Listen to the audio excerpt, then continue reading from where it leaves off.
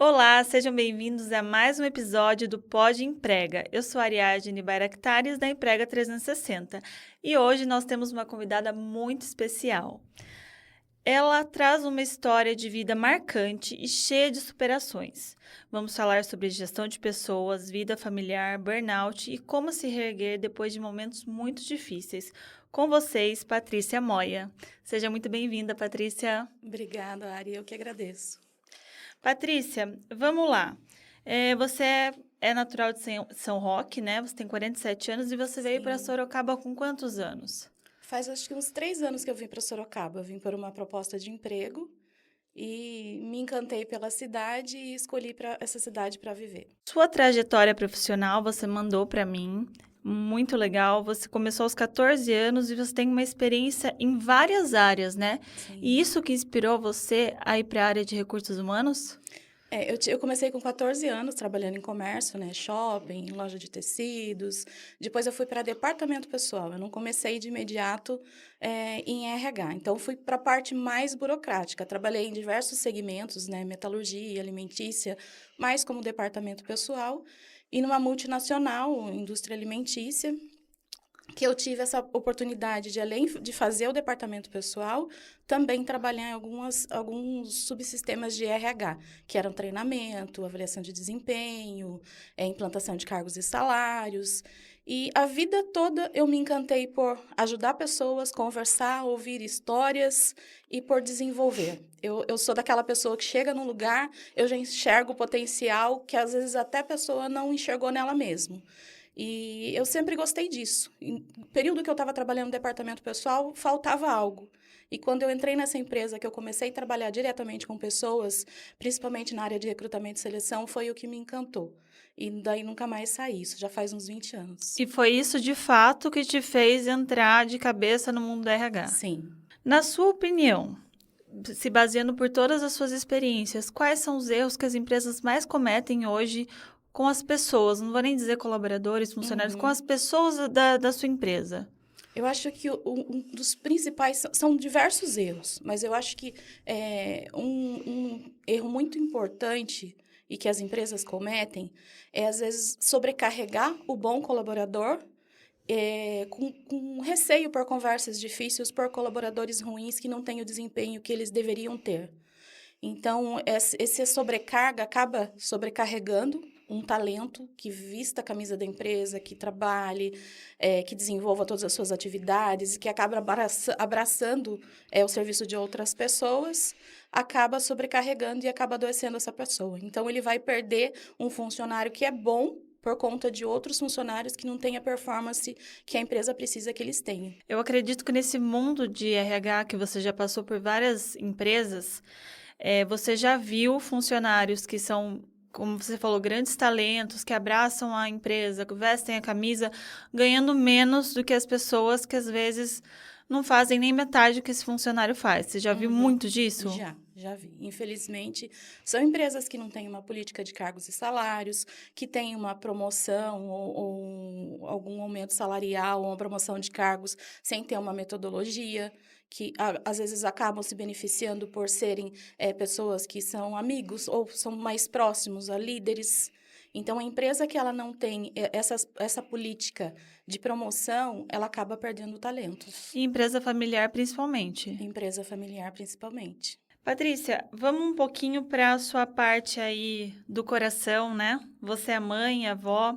E como que essa sua vivência no RH influencia diretamente na sua família?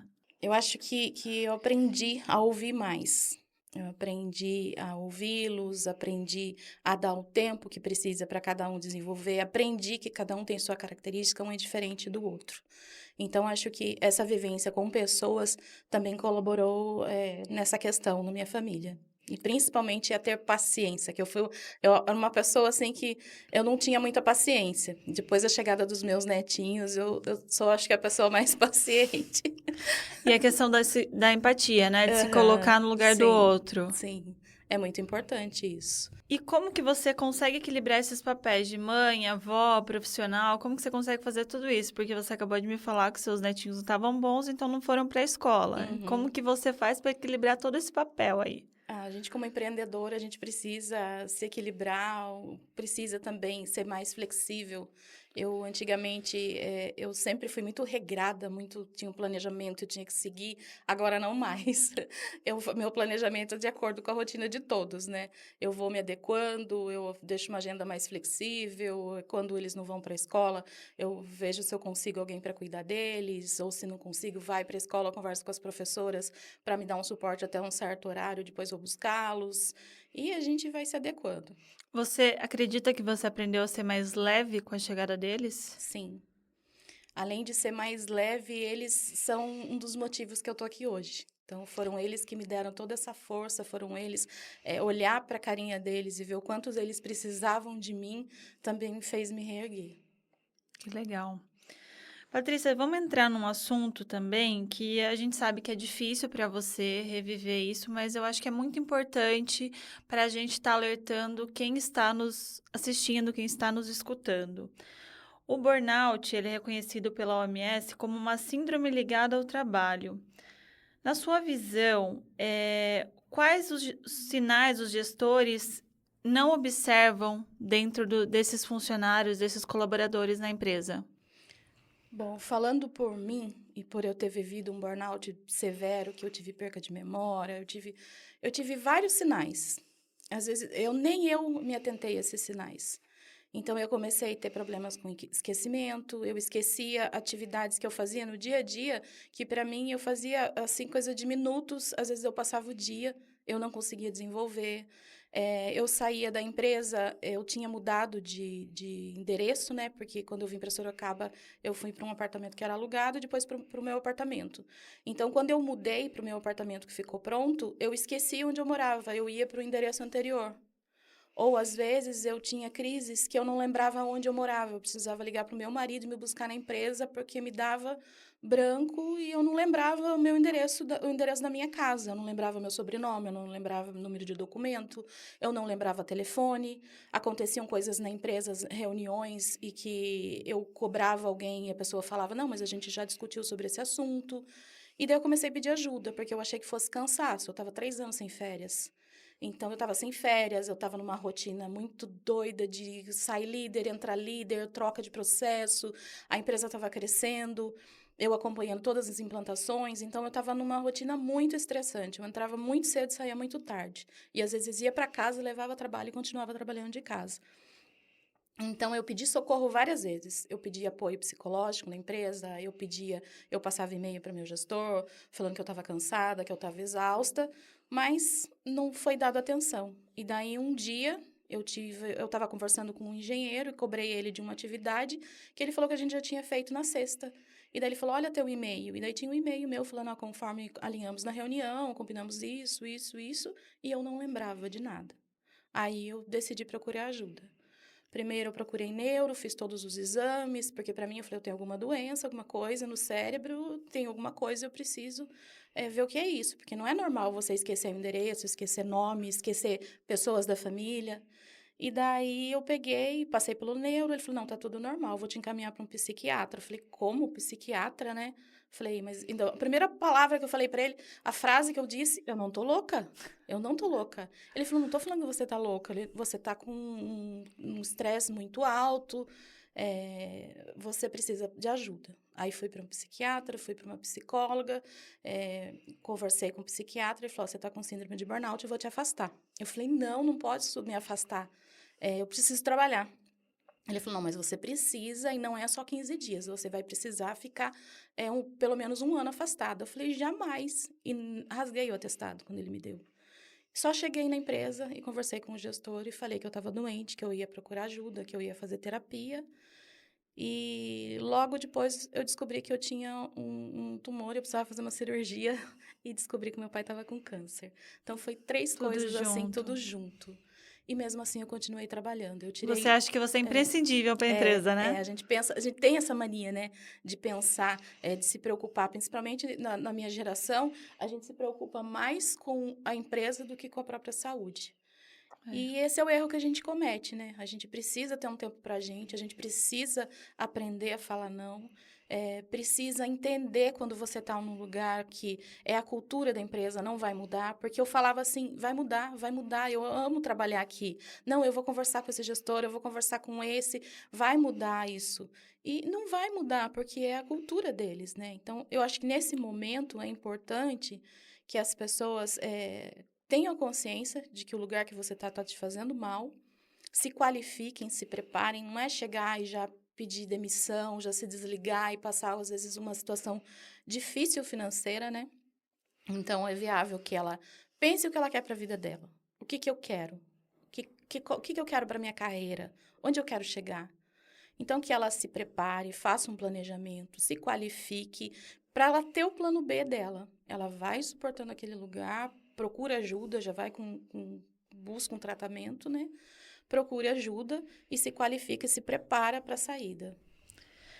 Para você foi um momento muito difícil, mas e para sua família? Como que a sua família viu isso? A sua família percebeu isso? Ela, tipo, te deu um toque e falou: Patrícia, presta atenção. Ou não foi perceptível para os seus familiares? Eles perceberam e falavam para mim o tempo todo: trabalha menos, descansa, tira umas férias, vai viajar, fica mais com a sua família, porque eu nem via minhas filhas, né? Eu trabalhava muito e eu tinha orgulho de trabalhar. Eu ficava, quando as pessoas falavam um dia, daí um dia minha vizinha falou assim: Nossa, você é daquelas pessoas workaholic. E daí que aquele pesou, sabe? Eu senti vergonha. Não era um orgulho para mim trabalhar, deixar minha família, deixar todo mundo. Eu perdi meu pai e eu não fiquei quase com ele, porque a gente descobriu o câncer dele em, acho que outubro, novembro, ele faleceu em dezembro. Então, eu não tive essa chance de ficar mais com ele no fim da vida dele. Então, é um momento que a minha família falava muito para mim: tira o pé, desacelera, dá um tempinho, empresa, a gente é números. Falavam muito essa frase para mim, mas eu só pensava em empresa, tinha que atender, não podia perder o emprego. Até porque, 47 anos, a gente pensa no etarismo, né? Eu pensava, não, mas se eu sair da empresa, onde eu vou conseguir emprego? Porque o mercado, muitas empresas ainda têm esse preconceito do etarismo. E a questão do autoconhecimento, você acha que ajuda nessa hora que você está passando por uma situação difícil, de estresse, burnout ou algum estresse psicológico muito forte? Ajuda muito, porque você tem um profissional que te acompanha, que te orienta, que vai ligar aquele alerta, porque às vezes a gente não percebe que a gente está adoecendo. E você tendo alguém que te acompanha ali, você vai fazer você faça um teste de autoconhecimento e verifique que você precisa atuar em alguns pontos de melhoria. É muito importante isso. E o que que mais te ajudou nessa fase? Quando eu saí da empresa, que eu fui desligada, que me chamaram, foi logo depois que eu comuniquei do burnout, eu tirei uma férias para fazer a cirurgia, que eu precisava ficar afastada 6 meses. Eu tirei uma férias, fiz a cirurgia e voltei a trabalhar, com ponto, com uma bolsinha do lado, e voltei a trabalhar, com medo de ser demitida. Passou um mês que eu estava trabalhando, meu chefe me chamou e falou que a empresa estava crescendo e que o meu perfil não fazia mais parte do perfil da empresa e que eu seria desligada. Daí que virou chave, sabe? Tudo que eu tinha me dedicado, tudo que eu tinha feito, tudo que eu ouvi, parece que era todo mundo falando ao mesmo tempo. Não, por que você se dedica tanto? Então, parece que virou a chave naquele momento. Eu saí me sentindo assim, péssima. Saí assim, arrasada. Eu só chorava. Eu fiquei uma semana trancada no meu quarto chorando. E depois eu desenvolvi síndrome do pânico, eu não conseguia mais dirigir, eu não conseguia sair, eu não queria conversar com ninguém, meus amigos tentavam me ligar, conversar comigo, eu não atendia. Eu fiquei na cama, não queria conversar com ninguém, não queria ver ninguém, não queria buscar tratamento, porque eu não entendia que eu precisava de ajuda. E daí uma amiga um dia me ligou, eu não queria atender, ela foi insistindo, insistindo, ela falou: Patrícia, a vida toda você foi muito guerreira. Você lutou muito, você trabalhou, você correu atrás de tudo que você quis, mesmo sem ter apoio de ninguém. Você correu, você fez e você fazia acontecer tudo o que você queria. E você não é assim. E depende de você. Ela falou: eu posso te dizer o que for, mas vai depender só de você sair desse lugar que você se colocou. Então, foi na hora assim que eu parei e falei: eu tinha duas opções. Ou eu continuava deitada na cama, me vitimizando, eu tentei suicídio, eu tomei muita medicação, eu queria pôr fim na minha vida, porque me doeu muito o que aconteceu. E daí eu parei e falei assim, eu tenho duas chances, ou eu fico aqui, continuo nessa situação, ou eu busco um propósito para minha vida. Ou eu mudo, levanto, e daí eu comecei a estudar parte de consultoria, de E empreendedorismo. foi daí que É, você começou a sua empresa. foi daí que eu comecei a minha empresa, online, tudo, com muito medo, com muito receio, mas eu não queria. Qual que é o meu propósito? Ajudar as empresas a transformarem, né, esses obstáculos que tem na gestão de pessoas em soluções. E que nenhuma pessoa mais passe pelo que eu passei. Então, o meu propósito, quando eu entro na empresa, eu analiso todos os processos, analiso todos os cargos, eu analiso o que cada um faz, os desempenho das pessoas. Então, eu organizo a empresa, implanto processos, para que não sobrecarregue alguém, que era o que acontecia comigo. Eu era aquela pessoa que jamais dizia não. Vai ter que ficar até as 2 da manhã, vai ter que ficar até 1 da manhã. Tô aqui. Vai ter que ficar direto, vai ter inventário, vai ficar sexta, sábado, domingo direto. Conta comigo. Então, eu era essa pessoa. E os outros não, eu não fico. E daí eu trabalhava por mim e trabalhava pelos outros. Então, foi nesse momento, assim, que eu decidi abrir minha empresa para tentar fazer diferente em outras empresas. Então, você pode dizer que seu propósito hoje é atuar dentro dessas empresas para que os colaboradores e a empresa seja saudável. Seja saudável. Não só saudável, porque a gente sabe que empresas são números. Ela precisa de resultados, mas que ela tenha os seus processos, procedimentos, onde não sobrecarregue um único funcionário, que as tarefas sejam divididas, que todos sejam avaliados, o desempenho seja avaliado, quem tem desempenho inferior ele seja desenvolvido, seja treinado, para que as equipes tenham uma alta performance, tenham o resultado financeiro que a empresa espera, mas que seja um ambiente agradável, que seja um ambiente de desenvolvimento e que as pessoas não adoeçam.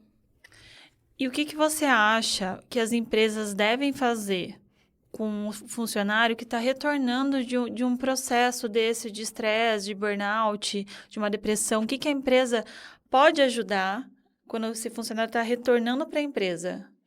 É importante que a empresa acolha e que a pessoa se sinta acolhida, né? Porque você já retorna. As pessoas hoje em dia têm muito preconceito por doenças mentais. Então, as pessoas têm medo de falar, têm medo de dizer para uma empresa: eu estou com um problema de saúde mental. E hoje o Brasil ele está em segundo lugar no mundo de casos de pessoas que adoecem por conta do trabalho. Então, é um assunto muito importante que as pessoas não precisam ter medo de falar. Eu tive problema de saúde mental, eu adoeci. É um tratamento que eu acredito que seja para a vida toda. Você fazer terapia, você conversar sobre seus problemas. Então, é importante que a empresa acolha e que a pessoa também se sinta acolhida, que ela não tenha esse receio de ter adoecido. Eu vi um estudo recente que tem os números apontam que o que mais mata hoje não é nem acidentes de carro, que são inúmeros, né? Que a gente vê aí todos os dias. Mas eu não lembro o número exato, mas era em torno de 17 mil pessoas no mundo se suicidam por dia. E esse número, quando você fala, a pessoa fala, nossa, tudo isso? Porque as pessoas se impressionam com os números de acidentes. Quando você fala, nossa, tem 1.000 acidentes por dia, por exemplo, aqui em Sorocaba. Não sei se esse número eu estou chutando, tá? Uhum. Mas se você falar que é o mesmo número de pessoas que suicidam, o pessoal arregalou e falou, não é possível. Então, assim, a gente tem que começar a parar com esse preconceito, que foi a frase que você falou. Mas espera aí, eu não sou louca para ir no psiquiatra. Uhum. O psiquiatra não é porque você é louco. Todo mundo precisa tratar do mental, porque se você adoece mentalmente, o corpo padece. Você sabe Uhum. disso, né? Sei. Eu ganhei quase 40 quilos depois que eu tive a depressão. E a minha psiquiatra sempre falava assim, Patrícia, faz exercício. Eu falava, não quero. Então, Patrícia, faz isso. Não quero. E agora que eu tô fazendo exercício, que eu tô caminhando, que eu tô fazendo academia, sábado, domingo eu não fui sentir falta. Virou um hábito. Virou um hábito. Eu eliminei aí 8 quilos e tô nessa luta para perder peso, porque por questão de saúde, não é nem tanto estética, mas por questão de saúde, porque eu tenho 2 netinhos pequenos, quero conseguir ter saúde para brincar com eles, para Sim. ver eles crescerem, minhas filhas também, uma de 22, outra de 14. Então, eu quero ter saúde. Fiz tratamento, fiz terapia, fiz tudo para melhorar a saúde e não pode ter esse preconceito. Quando você sentir que você precisa de ajuda, eu acho que não é fraqueza, não é fracasso. O fracasso é você continuar da forma que você está e não buscar ajuda. Eu escuto vários psicólogos falando, né? E foi uma frase que você falou: você só sai desse lugar se você quer. Você quer. Porque não adianta vir o seu pai, sua mãe, sua esposa, seu marido, seu filho, falar que você não está bem, que você precisa de ajuda, se você se autonega, fala assim: não, peraí, mas eu não tenho isso. Não, eu não tô com depressão. Não, eu não tô. Porque eu passo por psiquiatra, eu não sou louca. Mas a gente precisa ter um equilíbrio mental, né? Porque eu já passei por uma síndrome do pânico. Todas as vezes que eu tive umas mudanças muito drásticas na minha vida, eu já passei por isso. E o psiquiatra falou para mim, mas espera aí, não é porque você tá feliz, que você tá sorrindo, que você não tem algum problema. Então, as pessoas às vezes acham que o depressivo é aquele que só fica dentro de um quarto, fechado, e não quer falar com ninguém. Às vezes, o depressivo, ele tá escondido atrás de uma risada, atrás de uma festa, atrás de uma bebida. E é incrível isso, né? Porque eu sempre fui uma pessoa muito ativa. E quando me falaram que eu tinha depressão, eu falava assim: não, mas eu não tenho depressão. Eu não paro um segundo. Isso não é depressão, é outra coisa. Porque é impossível. A pessoa que é deprimida, na minha cabeça, mesmo sendo da área de RH, eu falava assim que a pessoa que tinha depressão era a pessoa que não ocupava o tempo, que tinha tempo sobrando e que acabava se deprimindo. E eu era uma pessoa que o meu dia era 100% ocupado, muito ocupado. E não é só isso, né? A gente tem que... A vida da gente é uma loucura. Principalmente as mulheres. Você cuida da casa, muitas cuidam da parte financeira, muitas são mães solo, muitas estudam, têm empresas ou são funcionárias de alguma empresa, têm diversas responsabilidades. Então, é tudo acontecendo muito rápido hoje em dia. E a gente precisa ter esse olhar atento para cuidar da saúde, para cuidar da nossa saúde mental, para cuidar do nosso corpo também. Então, é primordial que a gente pare, descanse, faça pausas. Às vezes eu tinha mania da minha casa estar perfeita. Hoje não. Não consegui fazer isso, amanhã eu faço. Então eu não fico mais me martirizando e falando, não, mas aqui tá, eu preciso limpar isso, eu preciso arrumar isso, eu preciso organizar isso. Ainda mais com criança, agora é brinquedo para tudo quanto é lado. Então eu tô me permitindo. A maior cobrança é a nossa, né? É a nossa. Nós mesmos somos os nossos maiores inimigos. Porque a nossa mente, ela é muito difícil, ela é muito complexa. Então, às vezes, a própria mente trabalha contra a gente, né? A gente precisa ter muito forte, ter muita convicção de que você precisa sair daquela posição. E depende da gente mesmo sair. E você aconselha os seus filhos, e vai aconselhar provavelmente seus netos, a ter uma saúde mental e não priorizar tanto o trabalho. Lógico, o trabalho é importante, a gente ter um salário, pagar nossas contas, a gente ocupar nossa cabeça, se desenvolver. Lógico que o trabalho é muito importante. Porém, não é só isso que conta na vida. Porque tem muita gente que também você falou aqui, você pergunta assim, qual que é o seu hobby? A pessoa fala assim, fica um cri, mas peraí, qual que é o meu hobby? Eu não sei qual que é meu hobby. A vida é só trabalhar. Trabalhar ou cuidar de casa. E é realmente, a carga mental da mulher não é excluindo os homens, porque os homens também podem ter esse problema. Mas a carga mental da mulher realmente é o filho, é a escola do filho, é a casa, é o trabalho, é o marido. A gente acumula muita função e a gente quer que tudo esteja impecável. E nem sempre vai estar tudo impecável. Sim, a gente tem o hábito de abraçar o mundo, né? A gente quer dar conta de tudo. O tempo todo pra gente, a gente tem que dar conta de tudo. E se a gente não consegue dar conta, a gente às vezes se sente fracassada.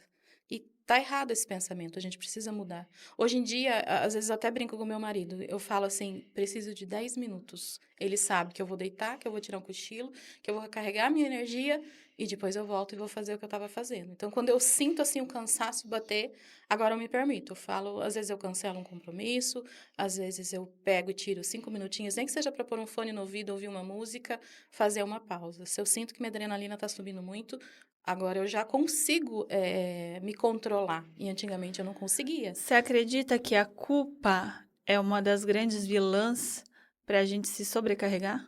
A gente tem esse hábito de achar que a gente tem que dar conta de tudo. E quando a gente não dá conta, a gente se sente culpada. Tanto com filho, com Com casa? filho, com trabalho. A mulher já tem uma cobrança a mais até no trabalho, né? A gente precisa provar o tempo todo que a gente está no mesmo nível dos homens, no mesmo nível que a gente é capaz, que a gente consegue. Então, a gente já tem essa cobrança de que a gente já quer se sobressair mais no trabalho. Porque é difícil, a gente sofre preconceito no trabalho. Então, com toda essa culpa, com toda essa bagagem que a gente que carrega, família, com tudo, é difícil para a mulher, né? Então, ela precisa se cuidar também. Sim. E o que você tem percebido hoje nessa nova geração de profissionais que estão vindo? Você atualmente, eu vi que ela é nossa parceira aqui da Emprega 360 também. E você atualmente recrutou aí mais de 500 profissionais aí para Poá, também para Itapetininga, para as Uhum. empresas grandes. O que você tem percebido nesse novo mercado de trabalho? Olha, esse mercado de trabalho tá desafiador, viu? Foram 400 vagas, a gente trabalhou foram uma equipe de consultoras, né? Acho que eram 8, 9 consultoras, se eu não me engano. A gente fez esse trabalho. E qual que foi a maior dificuldade que a gente encontrou? Foi o comprometimento. Então, nós fazíamos seleção para iniciar no trabalho de quase 200 pessoas, compareciam para iniciar no trabalho 80, 90. Então, estava mais do que 50% do nosso índice de pessoas que não compareciam. Fazia todo o processo seletivo, mandava os documentos, mas no dia de iniciar o trabalho não comparecia. E daí a justificativa era sempre a mesma. Eu conseguia um emprego, às vezes por uma oferta de 10, 20 reais a mais, eu conseguia um trabalho com uma oferta melhor e eu não vou. Mas não avisava, deixava fazer todo o agendamento, exame médico, deixava fazer tudo, não entrava em contato. No dia não aparecia para iniciar no trabalho. E eu até fiz uma palestra esses dias aqui na Axo, falando sobre isso, sobre como que vai ser a mão de obra no futuro, porque nós temos todas as gerações, nós temos a geração X, a Y, a Z, tá vindo a Alfa, então, como que vai ser a mão de obra no futuro? Então, eu quis trazer esse questionamento para os empresários, porque a gente até fez uma discussão e a gente falou, na palestra, a gente conversou falando que obrigação é dos pais de educarem, de orientarem, porque esses jovens chegam muitos deles chegam para trabalhar que os princípios básicos eles não têm, os valores morais, não foi passado isso para eles. E daí me questionaram, falaram assim, mas isso é obrigação dos pais. Eu concordo, é obrigação dos pais. Os pais têm que ensinar isso, mas não está acontecendo. E se a empresa ela vai ter que escolher, ou ela vai desenvolver esses jovens, ter algum plano de ação para eles, ou ela não vai ter mão de obra no futuro. Por mais que está retornando aí, contratando as Os 40 a gerações, os mais. 40 a mais, vai chegar no futuro, alguns anos à frente aí, não vai ter como contratar essas pessoas. E aí, como que vai ser a mão de obra no futuro? A gente teve um podcast aqui que eu acho que você assistiu também, com a Vera Vasco também, a nossa parceira na Emprega 360, também sua amiga. Uhum. Ela contou pra gente casos de mães que vão lá e levam um currículo. Sim. A gente tem uma percepção que às vezes a vontade de trabalhar é muito mais que dos pais levar a criatura lá para ter um emprego, para conseguir se desenvolver, do que o próprio jovem. Sim, e acontece muito isso, viu? Eu já tive candidatos que eu entrei em contato, foram super ríspidos, e eu falei, mas você que me enviou o currículo? Não, não fui eu não, foi minha mãe. Eu não quero trabalhar, ela que quer que eu trabalhe, ou meu pai que quer que trabalhe. E não são jovens, são pessoas que já têm uma certa idade, e eu comecei a trabalhar com 14 anos. Então, você pega, às vezes, pessoas de 25, 26 anos que estão morando com os pais e que não começaram a trabalhar ainda.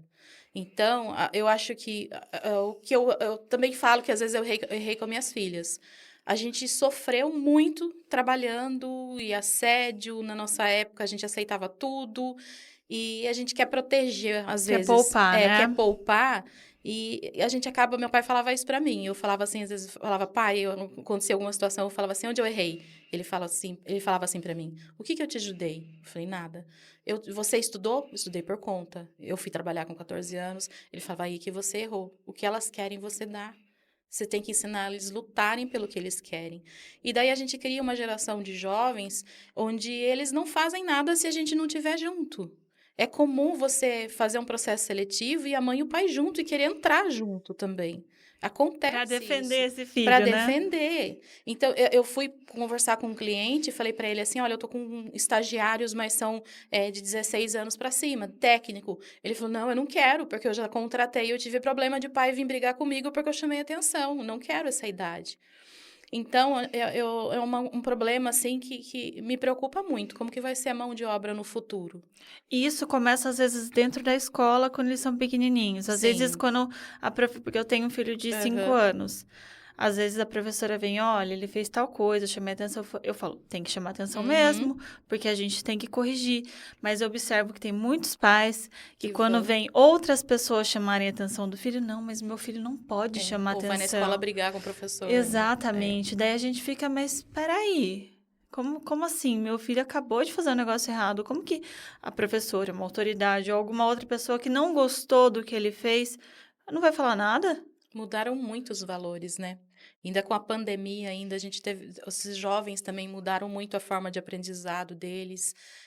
Teve um atraso no aprendizado, depois nós tivemos políticas de progressão, aí às vezes o jovem passa, você chega no final de um ensino fundamental e viu que ele não aprendeu o que ele deveria aprender.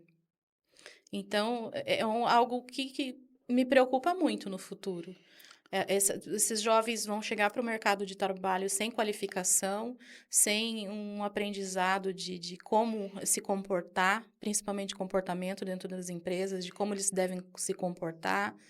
É, não estão acostumados com o ritmo de trabalho, porque geralmente os pais fazem tudo por eles. Então, é muito complicado.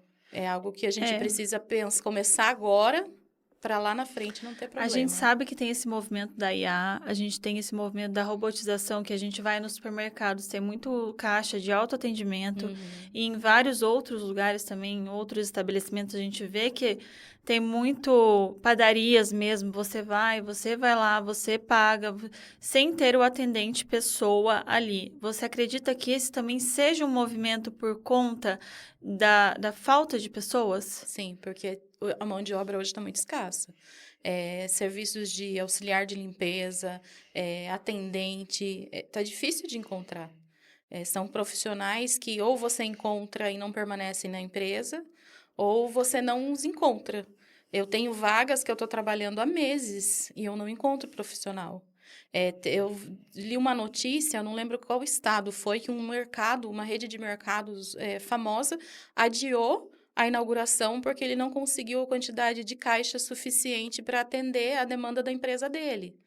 Então, esse movimento que as empresas estão fazendo por substituir pessoas por máquinas é uma necessidade, porque não estão encontrando mais profissional. Agora, com o IA, com a internet, o e-commerce, as pessoas querem trabalhar mais em casa, fazer seu horário, empreender, e ninguém quer trabalhar mais para uma empresa. E se você pergunta para um jovem e fala assim, por que você não quer trabalhar na empresa? Ele fala, não, meu pai e minha mãe sofreram tanto na empresa, para que eu vou trabalhar num lugar desse? Eu trabalhei com jovens da geração Z, e era muito comum eu questionar alguma atividade e não é obrigação minha. Eu falei, não, mas vai dar um impacto em tal situação. O problema é do dono da empresa. Meu trabalho é esse. Ele que resolve, ele que entenda que ele precisa de mais alguém, ele entenda que esse funcionário devia ter feito e não fez. Eu não tenho nada a ver com isso. Então, foi um desafio muito grande para mim. Eu, com 40 e poucos anos, trabalhar com jovens que estavam começando. Tinha dia que eu falava, meu Deus, eu não vou aguentar. Não vou, eu quero ir embora daqui, eu não vou aguentar. Mas daí, eu comecei a estudar sobre a geração, ver o que motivava eles e descobri, daí, com muita leitura, estudo, eu sei que essa geração, eles gostam muito de projetos a curto prazo. Então, eu comecei a dar desafio para todo É a mundo. geração do Reels, É. dos 30 30 segundos. segundos. Aí, qual que foi a estratégia? Porque os líderes precisam ter isso também. Eles precisam ter estratégia. Se ele tem uma equipe que ele não está conseguindo desenvolver, ou se ele está com algum problema, ele precisa parar, analisar a equipe que ele tem, analisar as pessoas que ele tem e desenvolver da melhor forma possível. Eu estava com problema com vários da geração Z, e daí eu comecei a dar projetos, eu comecei a puxar na empresa o que tem de problema que a gente precisa resolver para ontem, porque eles são muito rápidos. Eles são rápidos, eles têm boas ideias. Então, não é uma geração que é só defeito. Eles têm as qualidade deles Sim. também. E eles são rápidos, eles resolvem, eles são obcecados, eles querem terminar aquilo, eles fazem. Então, eu comecei a dar projetos pequenos, direcionando projetos mesmo que fossem rápidos e fluiu. E a gente começou ali a ganhar, porque o que eu mais ouvia era, ai, você não entende disso. Ou a parte da tecnologia, não, você é devagar nisso. Então, aquilo me irritava muito. Falava, menina, tem bagagem aqui, mano. Mas daí a gente foi fluindo, foi criando um relacionamento, porque a gente vive o maior tempo na empresa, né? Se você não se dá bem com as pessoas que estão dentro da Com empresa, certeza. é horrível isso. Tem que ter um ambiente E saudável. você acredita, por exemplo, é irritante você pedir um negócio e o jovem falar assim, não é minha função, não vou fazer. Mas para uma pessoa que já viveu burnout de tanta acúmulo de funções, eu acho que você se vê numa dualidade ali. Você deve pensar assim, nossa, que bom que ele sabe falar não, porém, contudo, entretanto, esse jovem vai ser limitado aí no mercado de trabalho. Ele não vai conseguir se desenvolver à medida que a empresa for crescendo. Não, às vezes não, sabe, Ari? Por mais que eles falavam que eu ouvia esse não, eles estavam certos, porque não era responsabilidade deles. Mas teve jovens que eu trabalhei e que eu vi que eu saí da empresa, que já foram para outras empresas e que estão crescendo, e crescendo muito. Eu acho que eles precisam de oportunidade. De oportunidade, de alguém que mentore, alguém que esteja ali falando, não é desse jeito que você está pensando. Não, muda esse comportamento. Eles precisam de orientação e de direção. E a questão do perfil também, né? É do perfil. Porque se eles se sentem motivados e o que eu ouvia muito desses jovens é o que eu vou crescer? Eles se preocupam muito com o crescimento deles. O que essa empresa tem para oferecer para mim? O que eu vou desenvolver aqui? Então, a frase que eu mais ouvia deles era isso. Eu vou buscar outro emprego. Mas por quê? Porque aqui eu acho que já não me oferece mais nada. Então, eles têm essa sede por desenvolver, por crescer, por aprender. Então, se a empresa ela coloca o desafio para eles de sempre algo novo, algum projeto de curto prazo, e sempre que essa responsabilidade para eles, eu acredito que flua. Entendi. Me fala o que você tira de lição de tudo que você já viveu e que você consegue aplicar nessas empresas com esses jovens e quais as dicas que você poderia dar para as empresas hoje em dia? Eu acho assim que os líderes, eles precisam ser mais flexíveis, eles precisam ouvir mais, conhecer suas equipes, identificar qual que é o potencial de cada colaborador, porque às vezes a pessoa está no lugar errado. Então, ele precisa ter esse feeling de identificar o que essa pessoa é boa, o que numa equipe... Porque eu falo que equipes são engrenagens. Se um está fora, não roda. Então, ele tem que ter essa visão da equipe dele, ele tem que aprender a dar feedback, ele tem que respeitar o funcionário se vai sair de férias. Porque se ele não tem um funcionário, ele não pode deixar um funcionário sair de férias porque aquela pessoa é a única que faz aquela atividade, ele está errando. Porque ele tem que desenvolver todos. E ele tem que preparar todos, para todos, a intenção do líder é desenvolver. Então, ele tem que preparar para essas pessoas crescerem também. E, às vezes, ele precisa ter aquele olhar. Se eu não desenvolver ninguém para me substituir, como que eu também vou ser promovido? Então, não é só ele com medo de desenvolver a equipe e de perder o emprego. Então, ele vai morrer naquela função, ele vai ficar ali naquela função. Ele tem que ter esse olhar. Eu também tenho que crescer e tenho que preparar para a minha sucessão. E respeitar férias, respeitar a opinião das pessoas, todo mundo são seres humanos, hoje um está bem, amanhã o outro não está. Ter esse respeito, esse olhar, essa empatia, eu acredito que isso é muito importante para uma função de liderança. E hoje, me fale uma frase que você, o pensamento que inspira a sua vida. Eu aprendi que a gente jamais pode deixar alguém rotular a gente, falar que a gente é incapaz e que a gente não vai chegar em algum lugar. Você pode ser o que você quiser. Eu acredito muito nisso. Que legal. Patrícia, foi um papo muito legal, com muita informação. Para quem nos assiste também, muita informação para você se autoconhecer, para você aplicar na sua empresa, para você se auto-aplicar também, Aham, sim, porque a gente também tem que saber os nossos limites. sim. Então, a gente agradece aí todas as informações, agradece a sua presença aqui, a sua parceria na Emprega 360 também. E deixa aí os seus contatos para quem quiser entrar em contato com você para contratar os seus serviços. Tem meu site, que é www.moiaconsultoriarh.com.br. Meu WhatsApp, que é 11 993490231. E o meu Instagram, que é Moia Consultoria em RH. Eu que agradeço, fico muito feliz pelo convite. E o que precisar, pode contar comigo. Muito obrigada. Esse foi mais um episódio do Pod Emprega. Se inscreva no nosso canal, se inscreva nas nossas redes sociais, que a gente está sempre colocando muito conteúdo novo. Até logo!